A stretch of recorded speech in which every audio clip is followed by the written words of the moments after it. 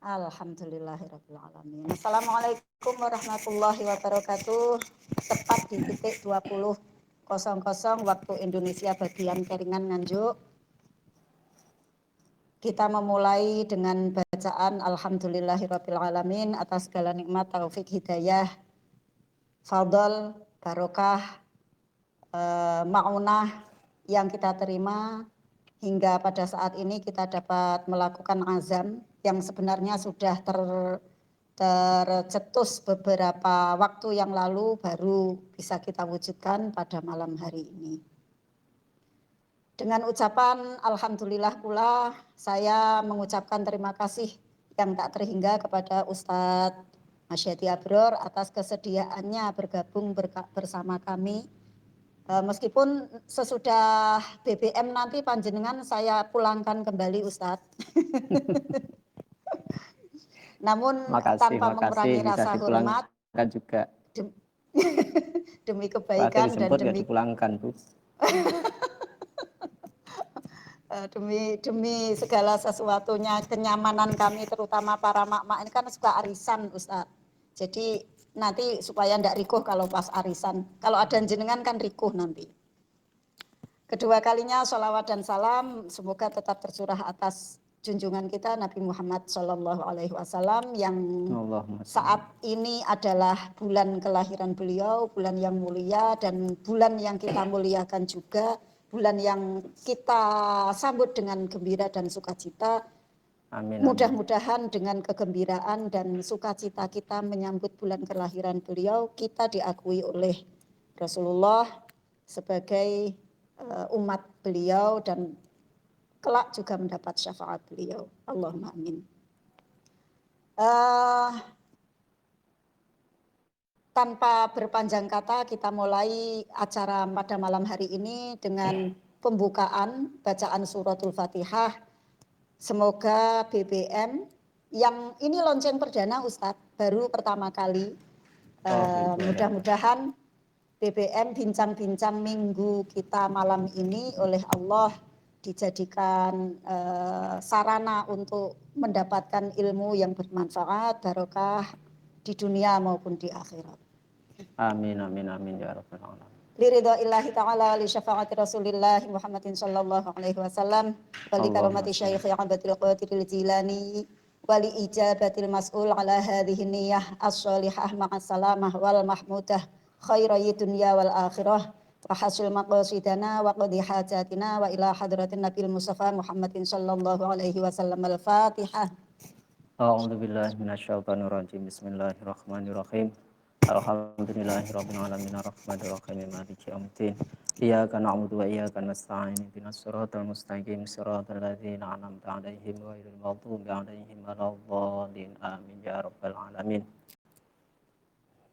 Selanjutnya Ustadz, ini yang melatar belakangi kami menggagas ide BBM bincang-bincang minggu. Selain karena sudah beberapa kali kita mengadakan pertemuan, namun selama ini baru muatannya baru Rotibul Haddad yang kita baca secara virtual gitu. Rasanya kan kurang elok bila sebuah majelis tidak ada sisipan ilmu supaya kita jadi makin adem gitu menghadapi hidup itu makin nyaman, makin enak kan begitu Ustadz. Apalagi tekanan hidup akhir-akhir ini luar biasa sekali. Yang mau nggak mau, percaya nggak percaya, semua orang mengalaminya dengan tekanan yang luar biasa ini mengaburkan rasa syukur kita, membuat kesabaran kita itu makin menipis. Nah, berdasarkan hal ini Ustadz, kami berkeinginan untuk awal ini bagaimana supaya kita itu sangat bersyukur, supaya kita tidak lupa bersyukur bahwa selain banyak hal yang kita alami, benturan-benturan hidup, gelombang-gelombang kehidupan, itu tidak mengaburkan rasa syukur kita. Oleh Allah ditakdirkan menjadi umat yang utama, begitu loh Ustadz. Jadi kami nanti mohon ke panjenengan untuk membuka wawasan kami agar kami ada bukan kebanggaan yang bukan arah ke ujub atau sombong, bukan, tapi lebih kepada oh begini ya jadi umat Muhammad itu, ternyata sangat beruntung ya kita. Ini mau nggak mau, percaya nggak percaya, sering loh kita lupakan gitu loh Ustadz. Dan untuk hal ini, waktu sepenuhnya kami serahkan kepada Ustadz, dan sesudah panjenengan menyampaikan materi, nanti mohon kami diberi waktu untuk bertanya gitu Ustadz. Demikian prakata dari saya.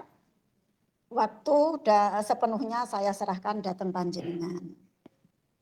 Matur suwun. Assalamualaikum warahmatullahi wabarakatuh. Bismillah walhamdulillah wa ala nikmatillah wa la khawla wa la quwata illa billahil aliyyil azim. A'udzu billahi minasyaitonir rajim. Bismillahirrahmanirrahim.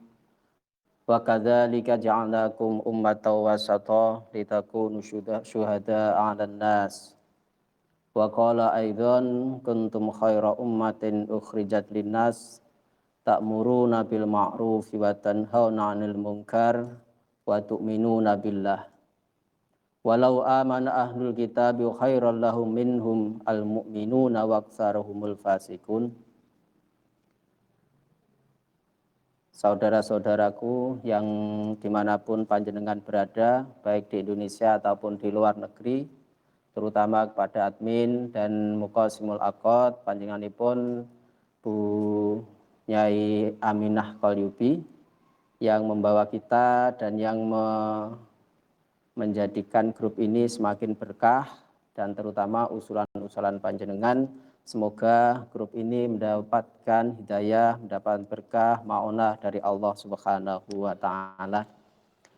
Saudara-saudaraku dimanapun panjenengan berada, saya sangat tertarik apa yang disampaikan Bu Amin sekitar 1 bulan, 2 bulan yang lalu. Beliau menyampaikan ke kami ingin membentuk suatu majlisul ilmi, walaupun berlatar belakang adalah dari teman ke teman, dari grup ke grup, sehingga tadi sebagaimana yang disampaikan oleh Bu Nyai Aminah tadi, dari grup arisan, ya, grup arisan, grup ngerumpi, grup majlisil ngerumpi atau majlisil mawaid, ditambah dengan majlisil ilmi. Allahu Akbar, Allahumma amin. Sangat tertarik sekali.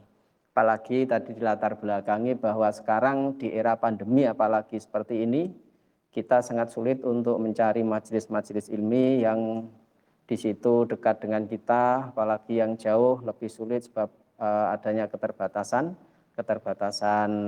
baik keterbatasan transportasi, keterbatasan biaya, keterbatasan tenaga ataupun waktu.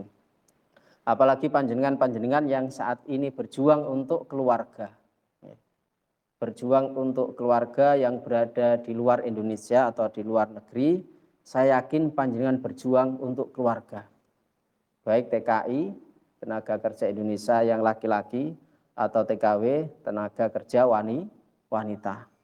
Berjuang meninggalkan rumah, khuruj li taatillah untuk mencari rizki dari Allah Subhanahu wa Ta'ala. Masya Allah. Memang saya ingat dawuh Rasulullah SAW itu tidak usah kitabnya, tidak perlu yang besar-besar itu ya. Di Bulughul Maram itu saya ingat ada seorang laki-laki bertanya kepada Nabi, ya Nabi, ya Rasul gitu ya lafadznya, ya Rasul, afdhalul a'mal ilallah ya Allah, ilallah ya Rasul, amal apa yang terbaik bagiku ya Rasul? Rasul hanya menjawab demikian, amalur rajul biyatih wa kullu bai'in mabrur. Amal seseorang dengan jerih payahnya sendiri. Ini saja yang kita kutip, amalur rajul biyatih. Dikatakan di sini ar-rajul, ini bukan berarti para TKW tidak masuk. Ini hanya sebagai aghlabiyah, sebagai kata umum, kata populer. Biasanya yang bekerja itu adalah seorang laki-laki. Kalau sampai itu nanti seorang perempuan bekerja, apakah di Islam itu melarang? Jelas tidak. Jelas tidak. Kalau untuk perjuangan keluarga itu dia mendapatkan ridho dari suami, ridho suami adalah ridho Allah. Allahumma amin. Masya Allah. Itu contoh tadi orang-orang yang bekerja di luar negeri dengan ridho Allah Subhanahu wa Ta'ala. Para ibu-ibu, mbak-mbak, mas-mas, dimanapun panjenengan berada, sesuai Masnya dengan apa enggak yang ada, disampaikan Ustaz. oleh Bunyai Aminah. Ini Oh mas-masnya khusus, enggak ada, Ustaz. oh mas-mas nggak ada ya? Cuma Ini khusus mbak-mbak, untuk ibu-ibu, ibu-ibu, mbah-mbah. mbah-mbah. Iya. Iya. Kebetulan pagi itu saya pasti itu pamer ke Bu Aminah, bukan pamer ya Pak. Ini Bunyai Aminah, saya kalau pagi, minggu pagi itu pasti dengan mak-mak juga gitu ya. Dengan mak-mak juga itu tahsin Al-Quran itu saya bagian kitab Aswaja itu pasti ada yang di-share di grup FB-nya siapa, di-share di FB-nya siapa. Itu memang kita kalau pagi itu ke emak-emak. Tadi pagi saya baru belajar Bu Aminah ya, belajar Telegram. Biasanya kan FB, biasanya kan Instagram gitu ya. Baru ini saya dipelajari tadi pagi, pas pada itu ngaji dengan emak-emak itu. Ternyata di dunia yang lain ini, ya, kata Bunyai Aminah tadi, mari kita orang yang sudah terkenal di dunia kita dan dunia yang lain. Kira-kira itu dunia apa ya? Di dunia maya ya, bukan alam kubur gitu aja lah. Kalau alam kubur kita mungkin sudah meninggal. Sebagaimana kajian awal kita awali, kita melihat ini bertepatan masih Maulidur Rasul ya.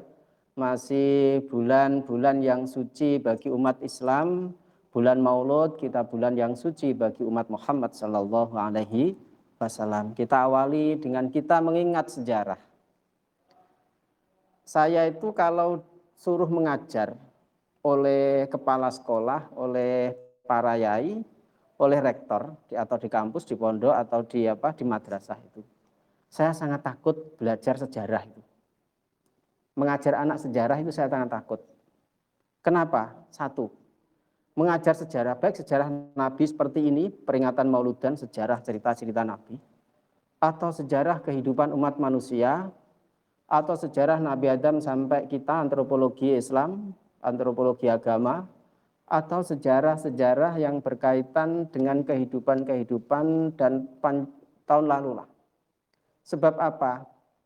Saya itu berpikir, belajar sejarah, mengajar sejarah itu dosanya lebih banyak daripada mengajar yang lain, Bu. Sebab itu pertama. Yang kedua, mengajar sejarah itu kita pasti yang kita bahas itu bukan kemajuan, pasti kemunduran. Ya pasti kemunduran. Nggak mungkin kita mengajar sejarah itu nanti kita akan membuat pesawat. Yang pesawat itu nanti tanpa awak yang bisa mengebom di mana-mana dengan mengebom bawa bom atom. Nggak mungkin. Paling-paling kita yang dibicarakan tempo dulu. Nah, tempo dulu itu berarti sesuatu fakta. Sesuatu fakta yang kita lihat hanya dari buku-buku sejarah. Kalau di Islam berarti kita secara otentik sumber hukum Islam yang utama adalah Al-Quran dan hadis. Itu adalah pusat buku sejarah yang paling dominan dan yang paling benar di agama Islam. Nah, ini nanti berarti kita memperingati Maulid Nabi Muhammad Sallallahu Alaihi Wasallam tidak lepas dari sejarah Rasulullah Sallallahu Alaihi Wasallam. Sebagaimana yang disampaikan Pak Minah tadi, tolong Ustaz nanti malam disampaikan yang terkait dengan keutamaan umat Muhammad. Dan ini alhamdulillah kita diciptakan oleh Allah menjadi umat Muhammad. Nah, kita menjadi umat Muhammad yang utama, kita menjadi umat Muhammad yang terbaik, kita menjadi umat Allah yang terbaik dibanding dengan umat-umat yang lain, itu pasti kita ada bandingannya. Dikatakan baik, pasti ada yang buruk. Dikatakan baik, pasti ada yang kurang baik. Dikatakan baik, mungkin ada sesuatu perbandingan yang kurang. Bukan berarti nanti umat Muhammad itu adalah umat yang menyalahkan agama-agamanya lain. Bukan. Memang dalam segi akidah kita harus inna dina indallahil Islam. Inna dina indallahil Islam. Bahwa agama yang disahkan oleh Allah hanya agama Islam. Tetapi menurut sejarah di Al-Quran, kisah-kisah di dalam Al-Quran, kita tetap mempercayai bahwa Allah menciptakan Nabi sebanyak 124.000. Ya. Allah menciptakan Nabi 124.000. Dari 124.000 itu dipilih oleh Allah yang namanya Rasul sebanyak 313. Nah, dari 313 Rasul yang diciptakan oleh Allah itu, mulai Nabi Adam sampai Nabi Muhammad, itu nanti dipilih lagi oleh Allah menjadi Rasul yang wajib kita ketahui adalah 25 Rasul. Dari 25 Rasul itu pun masih nanti dicari yang paling ulul azmi. Nabi yang paling hatinya kuat untuk menahan cobaan dari Allah, menahan dan menjalankan apa takdir dan qadar Allah, hanya 5 Nabi ulul azmi atau Rasul ulul azmi. Dari 5 itu oleh Allah dipilih lagi hanya 1 menjadi khatamin nabiyyin wa khairul anbiya wal mursalin, yakni Nabi kita Muhammad sallallahu alaihi wasallam. Nah, kemudian dari 124.000 itu yang terbaik Nabi itulah Nabi Muhammad sallallahu alaihi wasallam. Dalam suatu hadis disampaikan bahwa kekuatan Nabi Muhammad itu dibanding nabi yang lain adalah 40 nabi. Dan kekuatan satu nabi itu lebih utama dari orang biasa 40 kali. Coba dibayangkan 40 kali 40, 1.600. Nah, itu kekuatan Nabi dibanding orang biasa. Nah, kekuatan Nabi yang sebegitu besarnya bisa menjadi orang top one di dunia ini, orang yang nomor 1, best of the best di dunia ini, baik tokoh manapun, mulai zaman Nabi Adam sampai zaman sekarang, sampai dengan Napoleon Bonaparte, sampai dengan Soeharto, sampai dengan tokoh-tokoh dunia, Nabi Muhammad adalah best of the best yang terbaik. Panjenengan lihat mungkin di buku 100 tokoh dunia, ya. Di 100 tokoh dunia Nabi Muhammad adalah orang yang terbaik di dunia selama ini. Mulai zaman dulu sampai sekarang, bahkan yaumil qiyamah. Dan alhamdulillah umat Muhammad yang begitu lemah. Loh, kenapa saya katakan lemah? Dalam literatur agama, di literatur agama, di hadis sudah disampaikan bahwa umat Muhammad itu dhaifah. Artinya apa lemah? Lemah di dalam apa? 1, fisik. Yang kedua, pemikiran. Yang ketiga, kekuatan dalam hal-hal yang lain. Yang penting itu adalah yang terutama adalah fisik dan akal. Dilihat di situ lemah dari beberapa kali. Dilihat pada kisah Isra Mi'raj itu juga hadis sahih di Bukhari Muslim ada. Nabi Musa mengatakan, umat saya saja yang begitu kuat wahai Muhammad, tidak kuat menjalankan ibadah yang seperti itu, apalagi umatmu, nanti umat yang lemah akan menjalankan sampai 50 kali sholat. Sehingga dilungsur-lungsur, kemudian dipotong-potong dari 50 rakaat menjadi 5. Nah, walaupun dalam literatur hadis apapun bahwa umat Islam itu adalah umat yang lemah, akan tapi wa kadzalika ja'alnakum ummatan wasata litakunu syuhada'a 'alan nas. Dalam literatur agama di dalam Al-Qur'an surat Al-Baqarah ayat 143 disebutkan bahwa ternyata umat Muhammad itu adalah umat yang terbaik. Yang terbaik dalam segi apapun, yang penting bukan dalam segi fisik dan pemikiran dunia. Sebab umat Islam itu kelebihannya adalah pemikiran dunia dan akhirat. Umat lain itu mungkin mereka yang dominan adalah urusan dunia. Coba nanti kita lihat sejarahnya. Dalam Al-Quran kita contohkan 143 surat Al-Baqarah, wa kadzalika ja'alnakum ummatan wasata litakunu syuhada 'alan nas. Dan seperti itu kami jadikan engkau umat yang terbaik, wasaton ay khiyaron, umat yang terbaik, umat yang dipilih oleh Allah subhanahu wa ta'ala. Dari ayat tersebut dikuatkan oleh surat Ali Imran ayat 110. Kuntum khaira ummatin ukhrijat linnas ta'muruna bil ma'ruf wa tanhauna 'anil munkar wa tu'minuna billah. Kuntum khaira ummatin ukhrijat linnas.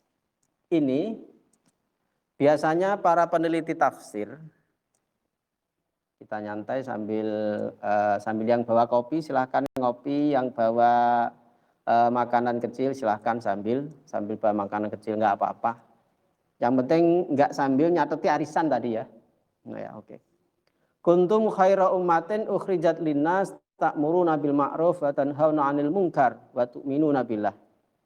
Ini ada beberapa kriteria bagaimana umat Muhammad itu bisa dikatakan baik dibanding umat yang lain. Baik dalam segi usaha atau baik dalam segi aslul fitrah. Saya ulangi, umat Muhammad itu baik dalam dua kriteria.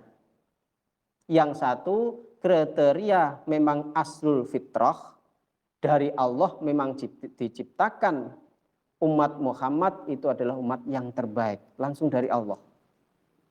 Aslul fitrah, asalnya apapun hatinya lebih kuat.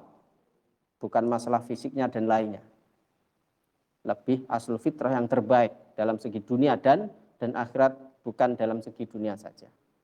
Yang kedua, terbaik dalam segi usaha dan sifatnya. Artinya bagaimana? Walaupun asal kita itu terbaik, kadang kita itu kalau berbuat jelek, maka kita menjadi buruk daripada umat yang lain. Sehingga nanti dia baik dalam segi sifat, baik dalam segi usaha. Coba kita lihat surat Ali Imran ayat 110 ini. Kuntum khaira ummatin ukhrijat linnas.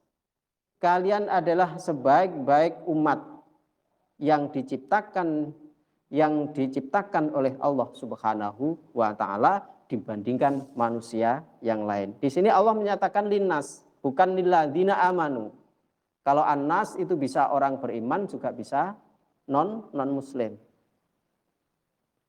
Bisa orang Islam atau bukan orang Islam. Nah, di sini menerangkan Allah ta'muruna bil ma'ruf wa tanhauna 'anil munkar. Ini adalah suatu umat Allah dibandingkan umat yang lain diciptakan oleh Allah menjadi umat yang terbaik. Ini bisa ada beberapa syarat yang harus ia lakukan supaya menjadi umatan wasaton, umat yang terbaik di antara umat yang lain. Jadi ada syaratnya. Syarat yang pertama di sini disebutkan ta'muruna bil ma'ruf. Niki koyoke penak dimurati, tapi prakteknya wangel bil ma'ruf niku. Ta'muruna bil ma'ruf ini sifat yang pertama, kita supaya menjadi umat Muhammad yang benar-benar baik dalam segi aslul fitrah dan benar-benar terbaik dalam segi perbuatan kita, akhlak kita. Pertama syaratnya adalah ta'muruna bil ma'ruf. Coba kita lihat arti. Apa itu ta'muruna bil ma'ruf? Ini. Ta'murunya itu berarti berbentuk amar. Amar itu apa? Amar itu adalah amar itu adalah perintah. Perintah dalam takrifat disampaikan, apa itu perintah, apa itu amar, adalah suatu ucapan untuk taat kepada Allah Subhanahu wa taala. Suatu ucapan untuk taat kepada Allah Subhanahu wa taala. Akan tapi walaupun ini disampaikan amar itu adalah ucapan, ini bisa disampaikan lewat perbuatan juga. Mencontohkan. Tidak mengucapkan tapi kadang bisa mencontohkan. Itu secara etimologi dan terminologi seperti itu. Amar adalah suatu perintah atau suatu ucapan kepada orang lain untuk berbuat baik setelah ia melakukan kebaikan. Kalau kita belum melakukan kebaikan bagaimana? Maka kita ya tetap harus, walaupun kita belum bisa menjalankan, ya orang lain marilah kita ajak kebaikan. Semisal, mari anak-anak sholat isya berjamaah, ustazahnya belum sholat isya. Ya enggak apa-apa, kita memerintahkan kebaikan sebab kita nanti juga akan menuju kebaikan. Ini yang ustazah kadang, wah kalau saya sholatnya nanti malam aja, sekalian pada waktu sholat tahajud gitu. Padahal saya itu masih ada tamu. Anak-anak suruh sholat dulu, ya gitu. Bukan nyindir tapi kenyataan.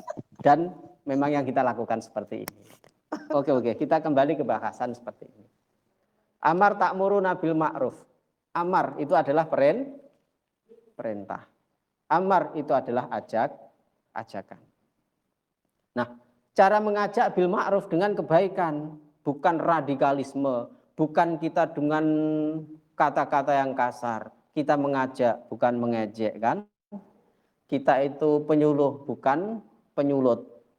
Kita itu sebagai orang yang mengajak, bukan mengejek. Kita itu orang yang memberi air kedamaian, bukan yang membakar. Ta'muruna bil ma'ruf. Coba kita perintah dengan baik itu sebenarnya apa sih?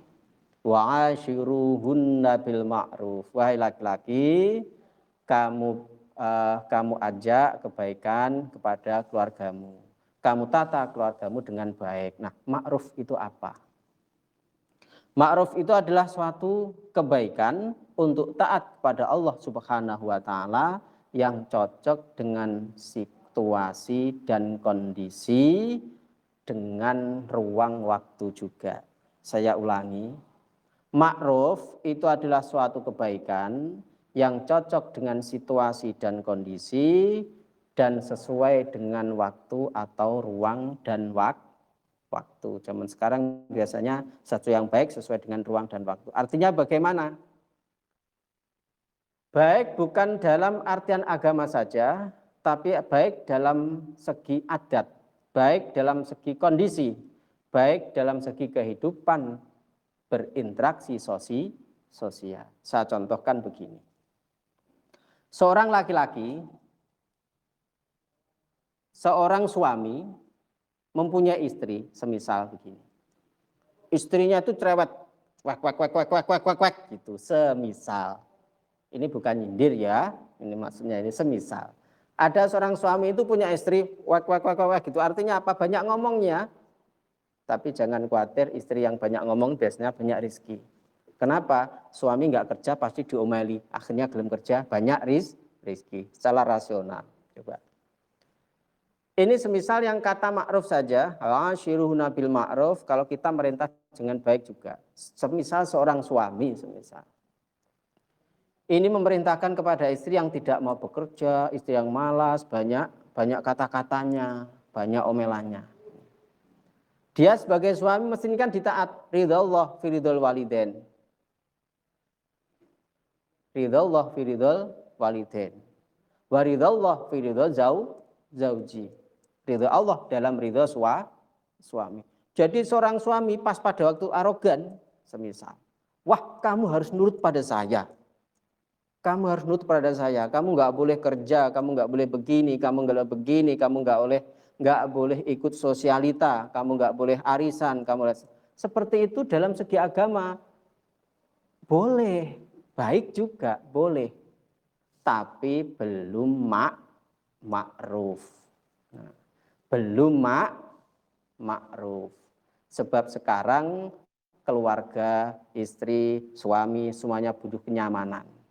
Bukan ditekan seperti hukum agama. Hukum agama itu adalah suatu norma, suatu undang-undang yang harus ditaati.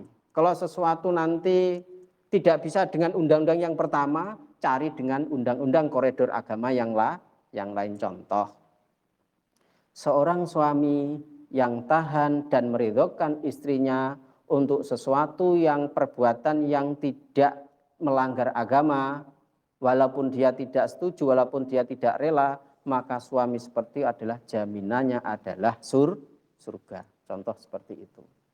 Kebalikan juga seperti itu, seorang istri itu seolah-olah setelah ada akad nikah, di bawah surat nikah itu ya, saya ingat, saya biasanya kalau seminggu sekali di KUA. Kadang nyateti, pas jam saya pikir itu nyateti mana-mana yang membantu-bantu, mana yang mau nikah, mana yang mau bin-bin, itu seperti saya catati. Nah di situ ada kan perjanjian pranikah secara legal. Bagi suami yang tidak bisa menafkahi istri lahir ataupun batin selama 3 bulan, maka sang istri bisa menuntut atau bisa gugat cerai. Coba kalau seperti itu panjenengan lakukan di Indonesia, pada waktu panjenengan di sana, oh sido enggak dapat keluarga yang sakinah sampai akhir hayat.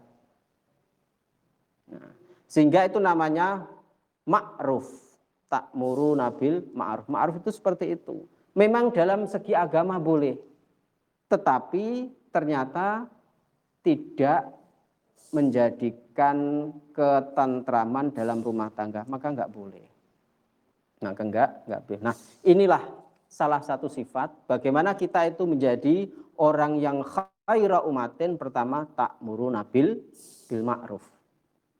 Kita menjalankan suatu agama dengan ma'ruf, situasi dan kondisi, dengan lingkungan yang sesuai dengan keadaan, tidak harus begini, akan tapi melihat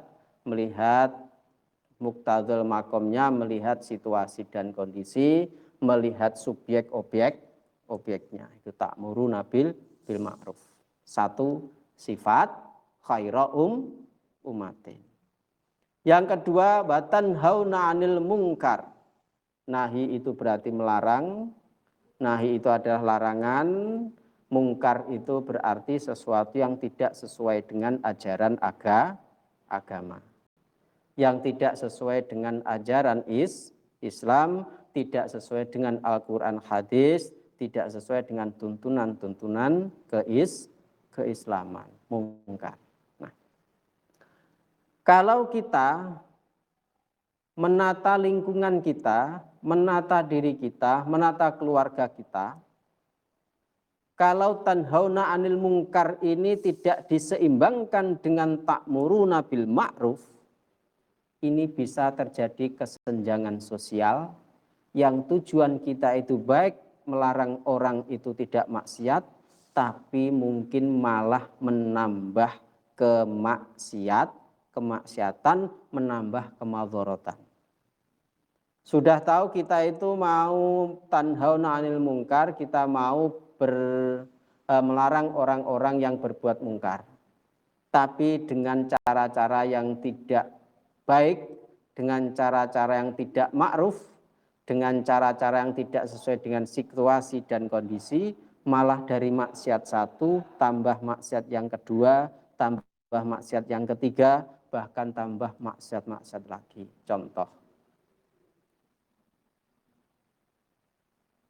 pemikiran radikalisme, pemikiran yang sangat dangkal, sesuatu harus sesuai dengan undang-undang dan syariat Islam. Terlalu kita ciptakan, kita manifestasikan, kita jalankan di Indonesia ini ataupun di luar negeri, maka kita tidak bisa hidup seperti di kota Madinah.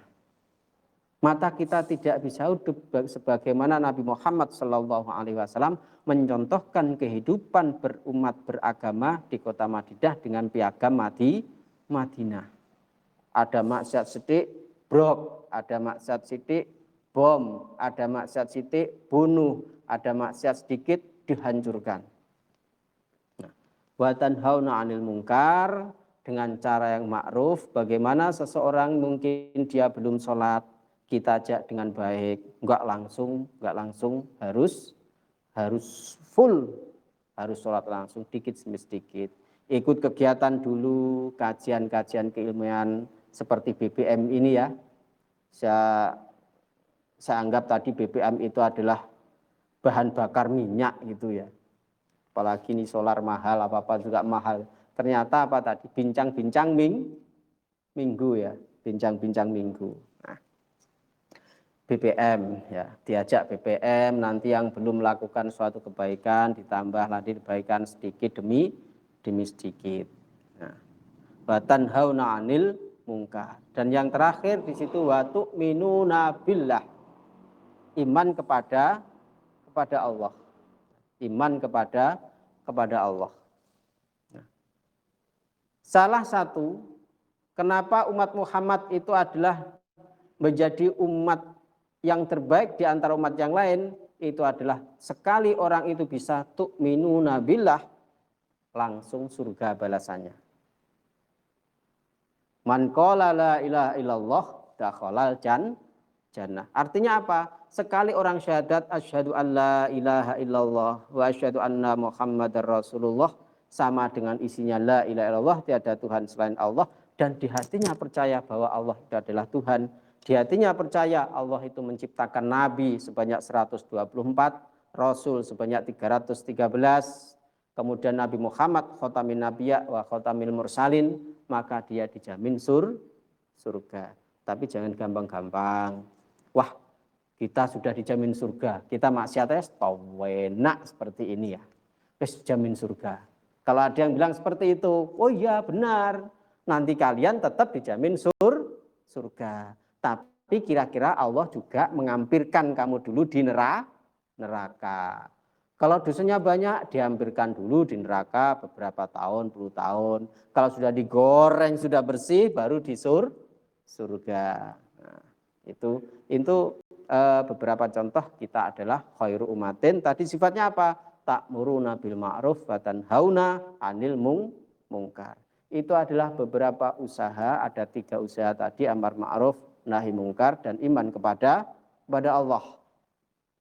3 sifat itulah syarat mutlak bagi seseorang supaya bisa menjadi khairu umatin sesuai dengan tuntunan Nabi Muhammad sallallahu alaihi wasallam. Itu adalah menjadi umat terbaik dengan usaha.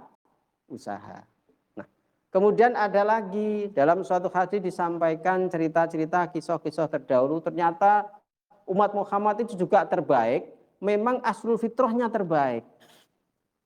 Memang aslul fitrahnya terbaik. Coba di sini saya buka kitab ini, namanya Nuzhatul Majalis wa Muntakhabun Nafais. Ini halaman juz 2 halaman 180. Ini babnya bab fadhailu hadzal umat almarhumah. Jadi ini bab tentang keutamaan umat-umat yang dimuliakan, yakni umat Muhammad sallallahu alaihi wasallam. Dari 3 halaman yang menjelaskan tentang keutamaan umat Muhammad ini hanya saya kutip 5 baris. Hanya saya kutip 5 baris bahwa benar-benar kita itu memang benar-benar umat Muhammad yang terbaik, aslul fitrah, dijadikan yang terbaik. Kalau kita sudah dijadikan terbaik, jangan kita menjerumuskan diri kita ke dalam yang buruk. Itu artinya. Bukan nanti kalau kita sudah terbaik akhirnya kita bermaksiat, kan enggak seperti itu. Sambil arisan, niat bersilaturahmi ya. Sambil kita sosialita supaya pikiran kita tidak culun gitu ya. Saya itu kalau anak saya itu enggak main-main dengan temannya, pasti saya obrak-obrak itu di rumah. Saya saya bandingkan ya, anak saya yang pertama itu dibimbing sendiri oleh ibunya, kemudian di samping sekolah sore dan malam, di rumah pasti dibimbing. Tapi tetap disekolahkan, walaupun nanti sekolahnya di depan rumah itu, disekolahkan tetap. Kenapa? Sebab dari anak itu yang berinteraksi sosial, itu akan menumbuhkan pola pikir yang bersosialita. Supaya anak bisa interaksi sosial, coro zaman saiki penak-penakane, bocah iku gak dibarenge, gak dimurne konco, biasanya jadi anak yang culun, anak yang cugetan bahasa Jawanya. Gampang nesu, sebab apa? Gak tahu serawung, gak tahu interaksi sosial, gak tahu bersosialita. ibu-ibu itu yang nggak pernah tahu dunia luar, itu biasanya berpikirnya itu hanya berapa persen, nggak sampai 50%. Belum apa-apa emosinya didahulukan. Belum apa-apa perasaannya didahulukan. Tapi kalau sudah tahu, wah begini aja di seorang perempuan, kalau di dapur seperti ini, kemudian di kasur seperti ini, kalau di luar seperti ini, tahu perbandingan. Tahu perbandingan, akhirnya apa? Mereka berpikir secara kafah. Gak gampang nesu, gak gampang emosi. Nah, di sini disampaikan di dalam kitab ini bahwa ada 7 ya. Ada 7. Saya tip satu babnya saja ya. Ada 7 mengapa umat Muhammad itu dianggap yang terbaik dari umat yang lain. Baik dalam segi aslul tadi atau dalam segi sifatnya. Kalau di sini adalah langsung dari aslul fitrah. Kalau dalam segi kitabnya sendiri pun juga seperti itu kan. Kitab Zabur yang dibawa oleh Nabi Daud alaihissalam. Kitab Taurat yang dibawa oleh Nabi Musa alaihissalam. Kitab Injil yang dibawa oleh Nabi Isa alaihissalam. Kitab 3 itu namanya kan kitab Samawi. Kitab Samawi. Kitab Taurat itu diturunkan Allah 12 abad sebelum Masehi. Kemudian kitab Zabur diturunkan 10 abad sebelum Masehi. Kitab Injil diturunkan pada waktu kelahiran Nabi Isa atau Masehi yang pertama. Itu semua diturunkan oleh Allah Subhanahu wa taala di dunia ini adalah berbentuk daf'atan wahidah. Diturunkan oleh Allah langsung sak kitab gendel belek, langsung diwahyai Nabi Musa, disuruh langsung mengajarkan kepada umatnya. Sehingga apa? Umatnya banyak yang kurang terima. Sebab apa? Mereka belum tahu agama, mereka belum tahu tauhid, langsung harus melaksanakan seperti itu. Akhirnya apa? Banyak mereka itu yang membunuh para nabi dari Bani Israel. Dari 124.000 nabi itu, mayoritas 50% lebih dari Bani Israel. Dari Bani Israel itu dan banyak sekali nabi dibunuh oleh umatnya sendiri. Karena apa? Pengajaran-pengajaran sebelum adanya Al-Quran, itu dalam pengajaran Allah menurunkan kitab daf'atan wahidah, satu kitab langsung. Beda dengan kitab Al-Quran. Diturunkan oleh Allah Subhanahu wa taala selama 23 tahun.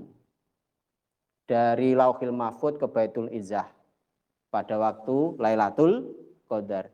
Inna anzalnahu fi lailatul Qadar. Bahwa Allah menurunkan Al-Quran pada malam Lailatul Qadar itu juz 1 sampai juz 30 dari Lauhil Mahfud sampai Baitul Izzah sama dunya di langit yang pertama. Kemudian di situ dari langit yang pertama ini diturunkan oleh Allah Subhanahu wa taala ke dunia ini selama 23 tahun ini malaikat Jibril sedikit menurunkan ke Nabi Muhammad sesuai perintah Allah.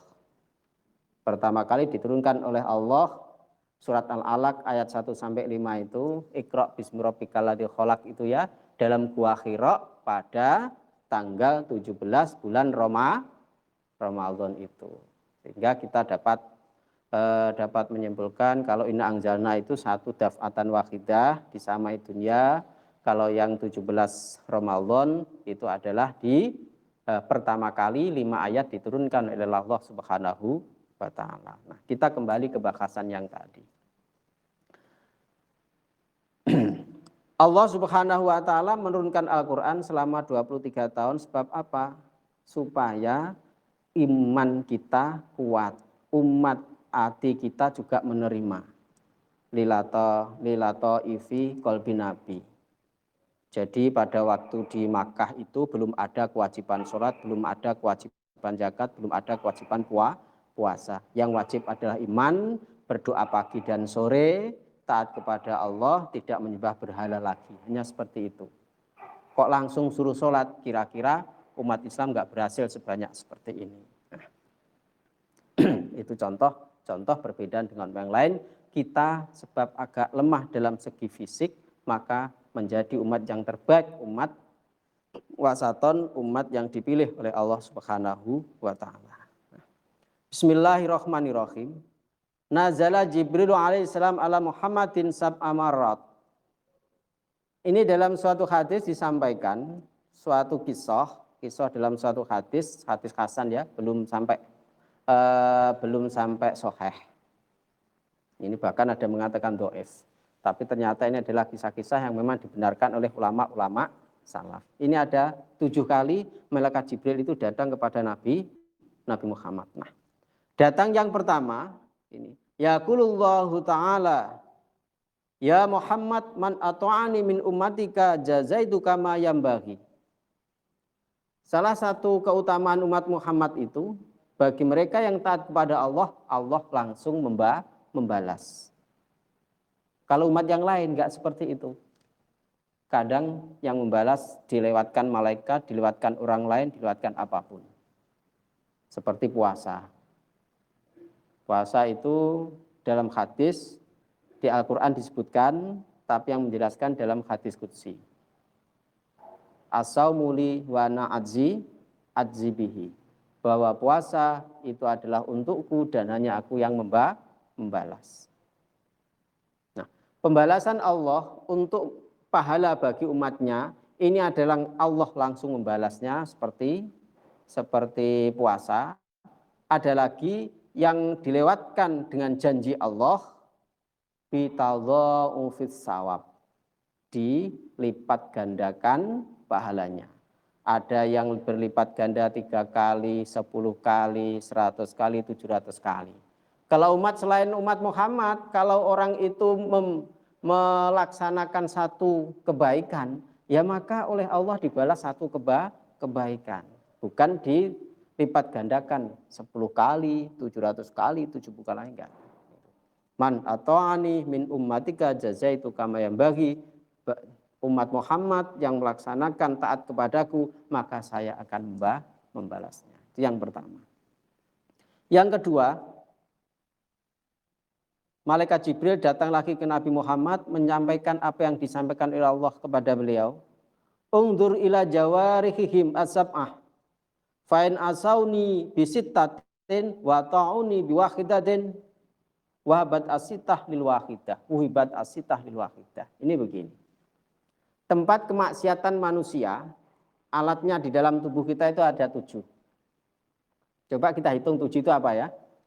Tangan, maksiatul aidi. 2 mata, maksiatul aini. 3 kuping, maksiatul uzun. Kemudian kaki, maksiatul rijli.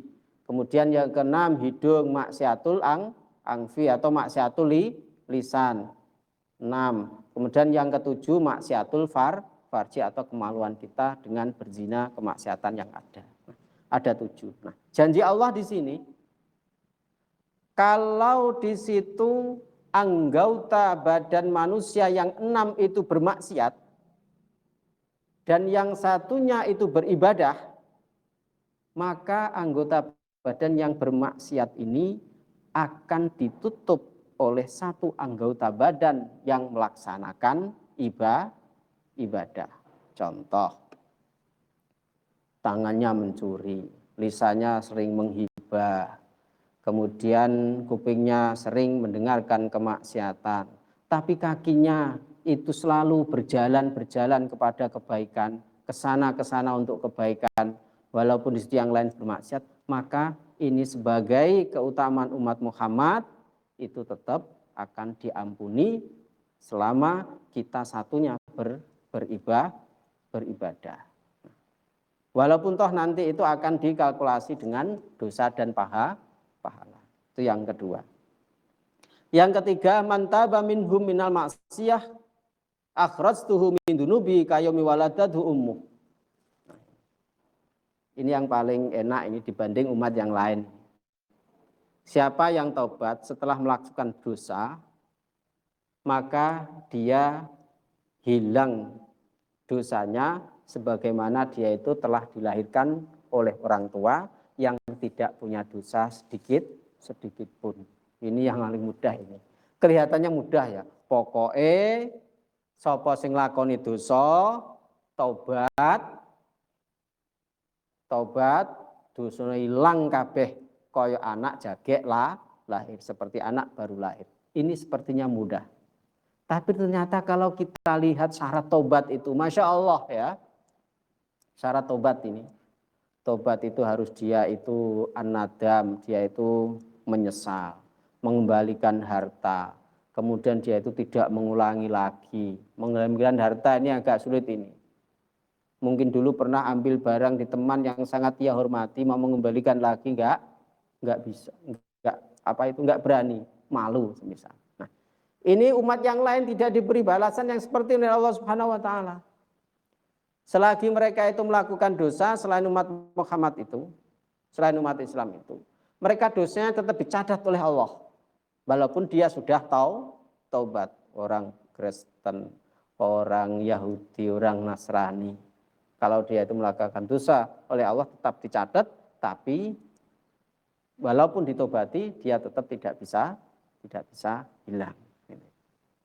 Itu mantaba minhum minal maksiyah akhrastu min dunubi kaya waladu Nah, yang keempat, malaikat Jibril itu juga pernah menyampaikan kepada Nabi menemui man asara minhum ala dzambihi ibtalaitu bil asqam hatta utahhirahu. Ini siapa yang sering atau melanggengkan kemaksiatan atau dosa, maka saya akan mencobanya dengan sakit sampai bersih dosanya. Orang itu yang sering melakukan dosa, nanti oleh Allah akan dibersihkan dosanya dia pada waktu sakit. Jadi sekarang kita juga harus tetap husnudzon loh ya, husnudzon pada orang lain.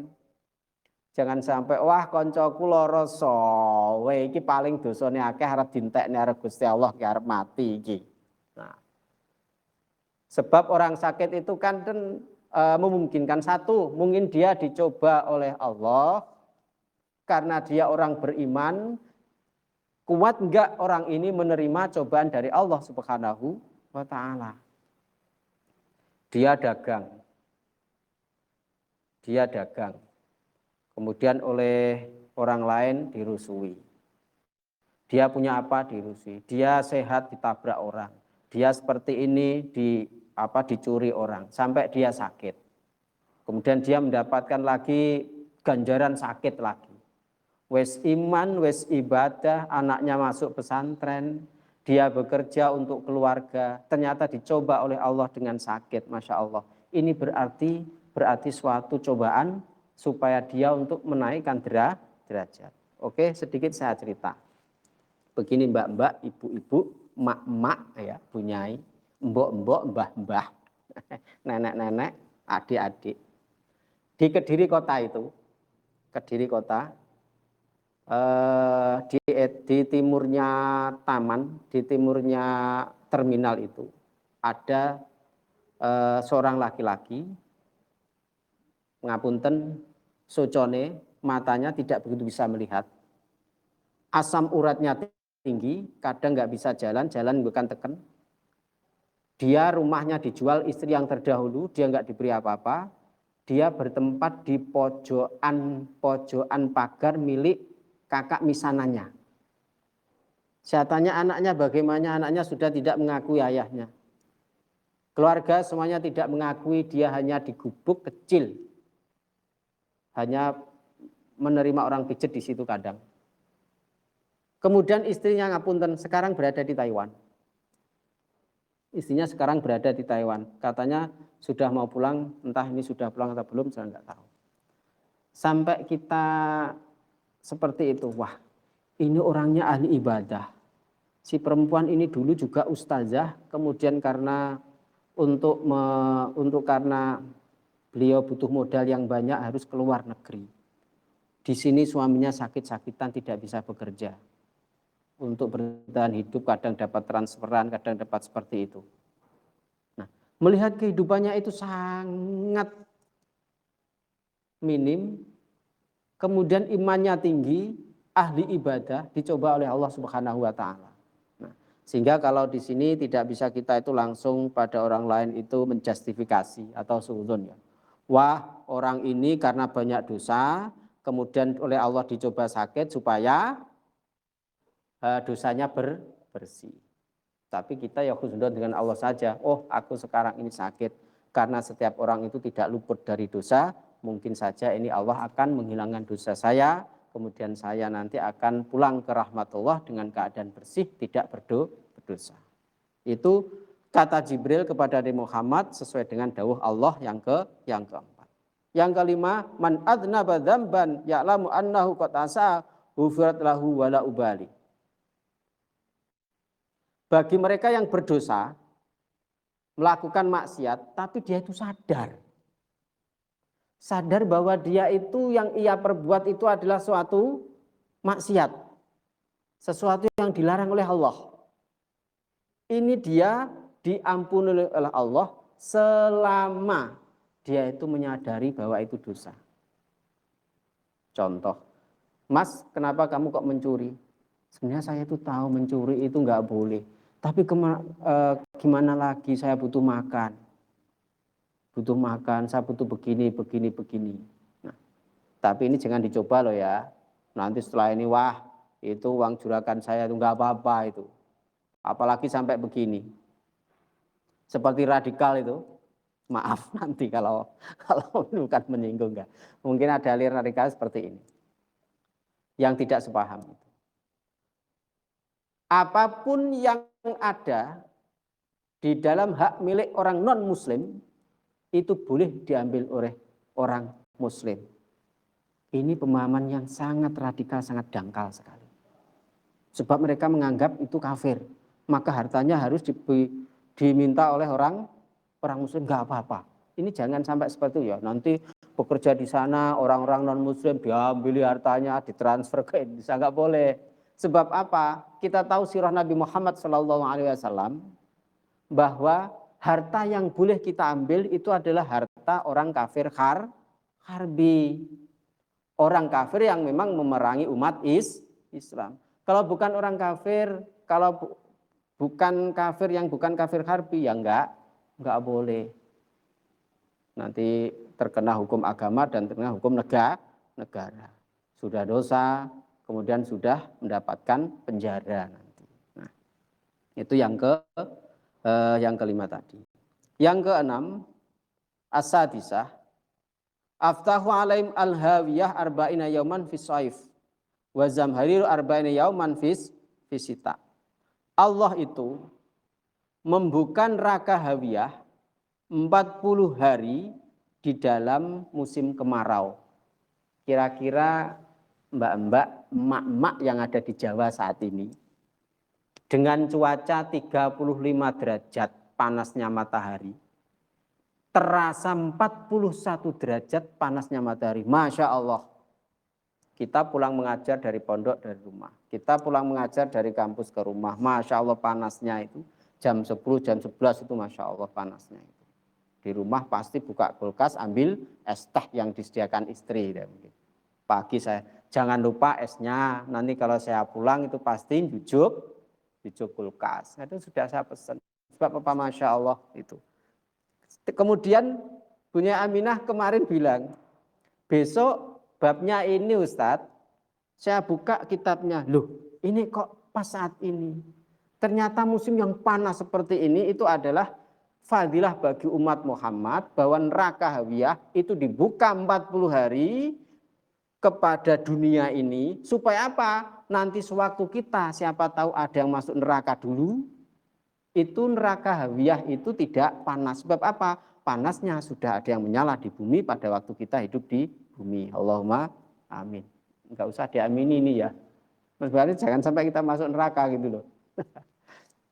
Nah, pada waktu musim hujan ini neraka Zamharir ini juga dibuka 40 hari pada waktu musim hujan. Pada waktu musim hujan juga dibuka fisita rendeng ya. Arba'ina yauman 40 hari supaya apa? Nanti tidak terlalu panas. Sehingga pada waktu musim hujan kadang masih juga panas, kadang juga dingin. itu secara umum area tropis ya. Tidak disamakan di gunung-gunung ya. Contoh tadi di Mojokerto itu di puncak Pacet. Saya pernah menunggu anak istri di sana pada waktu diklat itu di hotel di sana 7 hari. Kalau kita mau nyuci, sekali kita cuci 4 hari baru kering. Sebab apa? Enggak ada matahari. Ada matahari pagi itu jam 10 paling-paling hanya 1 jam. Setelah itu dingin lagi. Kabut di atas, bukit di atas, di bawah kita. Di bukit-bukit yang ada di bawah kita. Nah, itu sebagai umat Muhammad seperti itu. Yang ketujuh yang terakhir, idza qomat al-qiyamah ukhasibum hisabal maula al-karim lil abdi al-dhaif. Bagi umat Muhammad apalagi mendapatkan syafaat Rasulullah Muhammad sallallahu alaihi wasallam dibanding dengan umat yang lain, ini kita mendapatkan hisab yang langsung dari Allah. Karena hisab yang langsung dari Allah, pasti kita akan mendapatkan syafaat Nabi Muhammad sallallahu alaihi wasallam. Semoga barokah bulan Maulud pada tahun 1443 Hijriah ini, pada abad yang ke-14 di bulan Hijriah ini, kita diakui umat Muhammad sallallahu alaihi wasallam. Kita yang menemui tahun milenial, kita yang menemui tahun 2000, katanya tahun 2000 adalah milenial yang globalisasi. Kita yang menemui begitu banyaknya dosa sehingga Allah itu menciptakan corona COVID-19 ini. Belum tentu nanti anak cucu kita juga menemui ini juga ya. Belum tentu cucu-cucu kita yang menemui ini. Walaupun kita mendapat cobaan yang seperti ini, kita tetap mendapatkan syafaat dari Muhammad sallallahu alaihi wasallam. Demikian yang dapat kita sampaikan. Mohon maaf, ini sekitar 40 menit atau mungkin kepanjangan. Nanti kita bisa tata jamnya pada pertemuan yang akan datang. Demikian Bu Nyai, Aminah, demikian para ustazah, para emak-emak, mbah-mbah, buyut-buyut, kakak-kakak, adik-adik yang dapat kita sampaikan. Semoga kita tetap mendapat berkah dari Allah Subhanahu wa ta'ala. Monggo kalau ada bincang-bincang atau apa, monggo sambil silaturahim di Indonesia, di luar negeri, di mana Anda berada. Monggo kami persilahkan. Alhamdulillah. Terima kasih Ustadz atas sharing ilmunya, luar biasa sekali ternyata nggih. Banyak yang kita belum tahu dan baru tahu pada malam hari ini. Bersyukur sekali atas pertemuan ini. Baik Ustadz, ini sudah ada pertanyaan yang masuk yang disampaikan oleh Ibu Yuni dari Blitar, Jawa Timur. Dari Talun Blitar nih kalau tidak salah. Beliau bertanya tentang Ustadz, tapi maaf ini di luar tema kita malam ini. Oh ya, enggak apa-apa, nanti kalau bisa kita jawab, kalau enggak bisa ya kita PR, enggak apa-apa sih Bu. Kita saling mencari ilmu di sini ya. Iya Ustadz. Ini para Bunyai juga banyak. Bu Yuni menanyakan tentang acara 3 hari, 7 hari, 40 hari, 100 hari, sampai 1000 hari wafatnya seseorang. Itu hukumnya bagaimana dan apakah itu harus dilakukan Ustadz? Demikian atas jawaban dari Ustadz Abror, kami ucapkan terima kasih. Monggo dipersilahkan Ustadz. Ya, terima kasih. Ini Mbak Zuni, perkenalkan kita di sini ingin mengabdi pada panjenengan, sharing ilmu. Siapa tahu ilmu kita sedikit bisa bermanfaat ya. Pertanyaan Bu Zuni ini mungkin beberapa pertanyaan yang sangat bagus sekali, yang sangat banyak terjadi di masyarakat, khususnya masyarakat Jawa, khususnya umat-umat Nahdlatul Ulama. Bagaimana kita itu memperingati 3 hari, sampai 7 hari, 40 hari, 100 hari, kemudian pendae, bar pendak 1-2, kemudian pendak sewune, ya gitu ya, atau 1000 harinya. Ini bagaimana? Ini kalau kita lihat dalam segi literatur hadis ini memang makanan, nah punten saya sebut makanan gitu aja ya, supaya nanti kita itu lebih semangat dalam segi mengirim pahala ke mayit, mengirim kiriman ke mayit, seperti Bu Nyai Aminah mengirim anaknya tadi ke pondoknya gitu ya. Kalau sudah tahu rekening dan uang, kemudian di pondok jajan, itu sudah Masya Allah. Itu ya bayangannya. Nah, suatu kiriman atau makanan yang terbaik pada orang yang sudah meninggal. Pada orang yang sudah meninggal, itu ada salah satu literatur, hadisnya ini bukan sahih kayaknya. Ya, saya tidak mengatakan hadis yang sebagainya, tapi semuanya itu adalah fadhailul amal. Yang terbaik itu ternyata satu, sedekah dan doa anak solih. Sedekah dan doa anak solih. Nah, sehingga Nahdlatul Ulama, apa yang disampaikan dalam hadis ini, dan juga tidak menentang budaya-budaya di dalam orang-orang Jawa, umat Hindu sekalian ini, maka setelah mayit itu meninggal, itu kita bersedekah kepada tetangga, kepada saudara, selama 7 hari, kemudian 40 hari, 100 hari, ke 1000 harinya, ini digunakan untuk apa? Untuk diberikan kepada mayit. Dalilnya mana? Dalil, maaf hadisnya saya nggak hafal ya. Dalilnya adalah Nabi mengatakan bahwa kiriman yang terbaik bagi mayit itu yang pertama adalah sedekah, yang kedua adalah doa anak soleh. Adalah doa anak soleh. Nah, sedekah ini ada berbagai macam bentuk.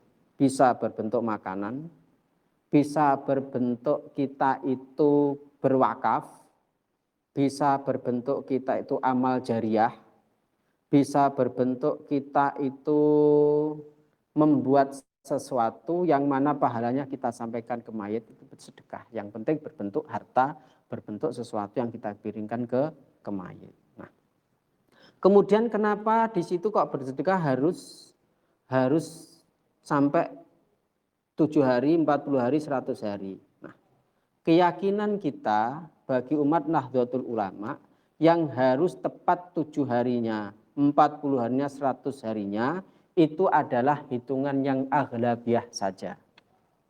Hitungan yang kita sesuaikan dengan keterangan orang-orang solih saja. Contoh panjenengan biasanya kiai mengatakan, 4 bulannya besok, wah ini pas bertepatan dengan ini, wes dundur wae gitu. Nah, wes dundur wae. Nah, ini menunjukkan apa? Di situ bahwa tidak ada kewajiban untuk harinya pas. Harinya pas. Itu dalam segi keyakinan kita ya, itu yang pertama. Yang kedua, kenapa kita di umat Nahdlatul Ulama itu dianjurkan 7 hari, 40 hari, 100 hari, itu ada hadis mengatakan, ada keterangan kitab dan hadisnya entah ini dhaif atau apa, entah itu sahih atau apa, tapi di Bukhari Muslim saya belum juga menemukan, tapi ini sudah menjadi jalan para alim ulama. Kenapa kok di situ? Sebab ternyata mayit itu selama masih 40 hari, itu rohnya itu belum sampai ke akhirat, dalam artian di sana. Masih kadang juga melihat keluarganya. Sampai 40 hari. Ini ada sedikit literatur mengatakan seperti itu. Literatur yang kedua, itu mayat setiap hari Jumat, terutama adalah malam Jumat, itu datang ke rumah melihat ahlinya yang berada di rumah, apakah mereka melakukan ibadah ataukah mereka melakukan non ibadah atau bahkan melakukan maksiat. Ngirim atau tidak, itu satu. Yang ketiga ya. Saya sempat membaca di kitab Tadhkiratul Al-Qurtubi. Ingat saya di kitab itu. Di sana disampaikan begini. Seorang mayit itu ahli kubur di sana itu bisa melihat siapa yang akan mengirimkan sedekah doa ataupun sedekah hak milik pahala. Baik berupa doa ataupun sedekah. Itu bisa melihat kalau kita berada di alam kuburnya, itu fi asyatil khamis khat illa lailati sabtu. Mayat itu apabila kita itu ziarah di sana, Ziarah di sana itu adalah sorenya hari Kamis, mulai zuhur itu. Sampai malam Sabtu, sampai fajar hari Sabtu itu mayit bisa tahu ini siapa yang ziarah. Ini Mama A, ini Bunda A, ini tante, ini anak si A, itu bisa tahu. Tapi kalau selain hari itu, mayit itu menerima kiriman dari panjenengan doa apapun, tapi tidak mengetahui siapa ini yang mengirim. Singkatnya adalah tidak ada kewajiban itu harus 7 hari, 40 hari, 100 hari. Kalau orang non-NU mengatakan bid'ah, sebab itu adalah budaya Hindu, biarkan saja, tidak apa-apa, itu adalah perbedaan pendapat. Enggak apa-apa mereka bilang seperti itu, sebab kita dalilnya adalah mayat atau ahli kubur itu bisa menerima sedekah bagi orang-orang yang berada di dunia. Apakah harus 1 minggu itu, apakah 4 bulan baru, tidak ada ketentuan seperti itu. Kita karena terbiasa 40 harinya, karena 40 hari itu adalah suatu mungkin hitungan yang hitungan yang keramat, 100 hari itu yang keramat, 1000 hari itu yang keramat, maka kita mengepaskan seperti itu. Ini para kiai pun kalau ditanya kenapa ini kok hari ini mestinya 1000 harinya adalah malam Senin, kenapa diundur 1 minggunya? Itu memang itu hanya hitungan bukan harus hitungan pasti seperti itu, tapi bisa yang lain. Yang penting pahala kita bersedekah disampaikan kepada mayit. Demikian Bu Aminah. Mungkin terlalu melebar tadi. Alhamdulillah, terima kasih, gamblang sekali Ustadz. Barangkali dari panjenengan ibu-ibu, monggo silahkan yang ingin bertanya, masih ada waktu untuk 1 orang lagi yang bertanya, silahkan.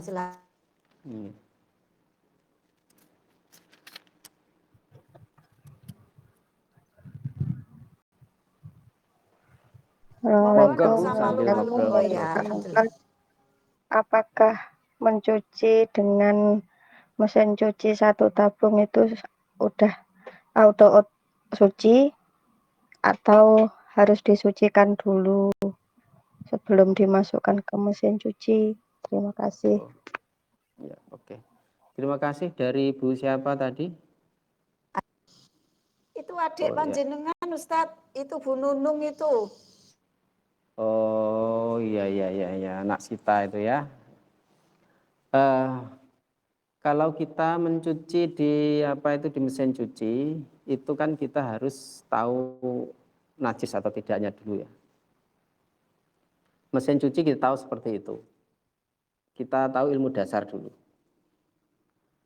Kalau najis itu kita masukkan di dalam air di atas 2 kulah. Kok merubah warna, merubah rasa, merubah bau, maka airnya ikut najis. Berarti kalau dibuat untuk mencuci, berarti cucinya belum bisa. Berapa itu 2 kolah itu? Kita ukurannya panjang kali lebar kali tinggi, kita ambil ukuran yang 60 cm saja. Panjang kali lebar kali tinggi 60 cm. Ada yang mengatakan 1 dirok kan, ada yang mengatakan 55, ada 55 cm. Untuk yang mayoritas, untuk ikhtiyat itu ada 60 cm. Kalau ada genangan air 2 kolah itu berarti lebih dari situ, kita masukkan di situ pakaian, yang pakaian itu najis kok merubah bau atau merubah bau, merubah rasa, merubah warna, maka itu adalah termasuk najis. Kalau di dalam mesin cuci, mohon maaf itu jelas tidak ada 2 kolah. Kalau kita memasukkan pakaian yang najis di situ, maka silahkan tolong nanti najisnya dibersihkan dulu ya. Najisnya dibersihkan dulu. Nah, bersihkannya ada 2 cara. 1, kalau najis nanti memungkinkan tidak bisa hilang pada waktu diublek-ublek itu, diputar-putar itu ya, diputar dengan mesin cuci itu, tidak bisa lepas dari kainnya, maka sebelum dimasukkan kita lepaskan dulu. Kalau memungkinkan bisa, maka silahkan dikucek-kucek dulu itu di mesin cuci. Nanti setelah najis itu lepas dari kain, silahkan nanti digerojok sampai mengalir. Nah, itu ya keran sanyo itu masukkan ke mesin cuci sampai lubang yang bagian bawah itu dibuka sampai air mengalir. Diyakinkan kira-kira tadi airnya sudah hilang semua, tinggal air yang suci, seperti itu. Kalau yang mesin cuci yang ada seperti itu langsung najis kita masukkan sesuai dengan ukuran di situ, saya secara pribadi pun nggak mentolo lah, itu pasti belum suci, maka ya harus kita yakinkan. Kalau dulu masih ada anak kecil itu ya, masih ada popok, ada itu ada najisnya, itu kita sucikan dulu, kita bersihkan. Walaupun masih ada warna sedikit-sedikit, baru nanti kita masukkan najisnya, kita hilangkan dulu, kemudian baru kita masukkan ke mesin cuci. Setelah masuk ke mesin cuci, itu nanti setelah kita putar-putar itu sampai najisnya sudah kotorannya sudah pisah dengan kain, baru kita siram. Siram itu pun usahakan airnya juga mengalir. Dari sanyo itu mengalir, bolongan yang bawah juga mengalir, sehingga nanti airnya bisa suci. Demikian Bu Husnul tadi, mungkin seperti itu, harus sangat berhati-hati. Ini memang tugas emak-emak seperti itu. Ya. Alhamdulillah, terima kasih Ustadz atas keterangannya, dan mudah-mudahan Bu Husnul yang menerima jawaban ini bisa memahami dan bisa mengaplikasikannya bermanfaat untuk pekerjaan sehari-hari beliau. Baik, teman-teman, untuk pertemuan kali ini kiranya sudah cukup. Namun sebelum kita tutup, kita mohon doa dari Ustadz Masyadi Abror. Kita tunggu doanya, baru kemudian kita tutup bersama-sama. Monggo silahkan Ustadz. Lillahi ta'ala wa li syafa'ati Rasulillah Muhammad sallallahu alaihi wasallam wa bi barakati syahril maulud Rabiul Awal syaulillahi lahal Fatihah. A'udzu billahi minasyaitonir rajim. Bismillahirrahmanirrahim. Alhamdulillahirabbil alamin arrahmanir rahim maliki yaumiddin. Iyyaka na'budu wa iyyaka nasta'in ihdinas siratal mustaqim siratal ladzina an'amta 'alaihim ghairil maghdubi 'alaihim waladdallin. Amin. Allahumma sholli ala sayyidina Muhammad wa ala ali sayyidina Muhammad kama shallaita ala sayyidina Ibrahim wa ala ali sayyidina Ibrahim wa barik ala sayyidina Muhammad wa ala ali sayyidina Muhammad kama barakta ala sayyidina Ibrahim wa ala ali sayyidina Ibrahim fil alamin innaka Hamidum Majid. Hamdan na'imin hamdan syakirin hamdan yafi ni'amah wa yukafi mazidah. Ya Rabbana lakal hamdu kama yanbaghi li jalali wajhika wa 'azimi sultanik. Rabbana hab lana min azwajina wa dhurriyyatina qurrata a'yuni waj'alna lil muttaqina imama. Rabbana hab lana min a'malina wa min arzakina wa min mauhubina halalan thayyiban halalan thayyiban halalan thayyiban bi barakati syahril maulud ya Allah, bi barakati shalawatin nabi ya Allah, bi barakati du'aika ya Allah, bi rahmatika ya arhamar rahimin. Allahumma arzuqna ilman nafi'an wa qalban shalihan wa amalan maqbulan wa rizqan halalan thayyiban wasi'an. Rabbana atina fid dunya hasanah wa fil akhirati hasanah wa qina adzabannar. Wa sallallahu ala sayyidina Muhammadin wa ala alihi wa sahbihi wa baraka wa salam. Subhana rabbika rabbil izzati amma yasifun wa salamun alal mursalin walhamdulillahi rabbil alamin. Wa'alaikum minkum. Mohon maaf dari kami. Kita awali tadi kalau terlalu lama, terlalu banyak waktu, mohon maaf yang sebesar-besarnya. Nanti kita teruskan dengan kita men-tim schedule dari jadwal ya, dari mungkin 1 jam nanti dibagi. Mohon maaf mungkin awal mungkin terlalu lama dari kami. Wa'alaikum minkum. Wassalamualaikum warahmatullahi wabarakatuh. Waalaikumsalam warahmatullahi wabarakatuh.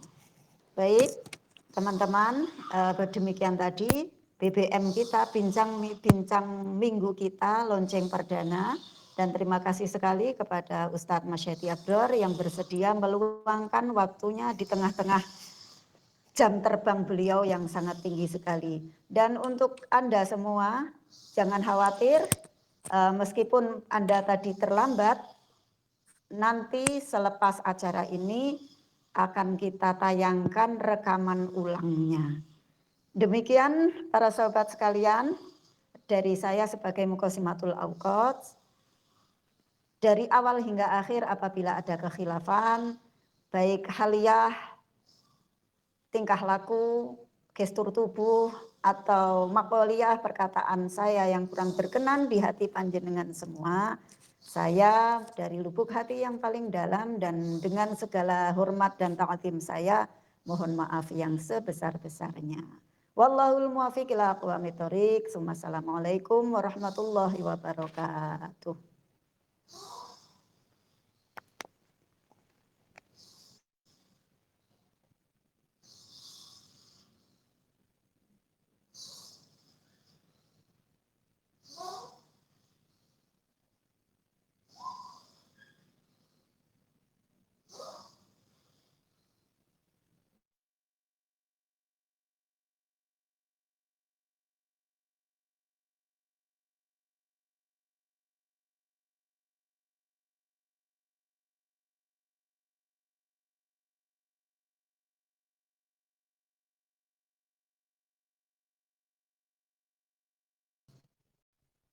Loh, masuk lagi toh.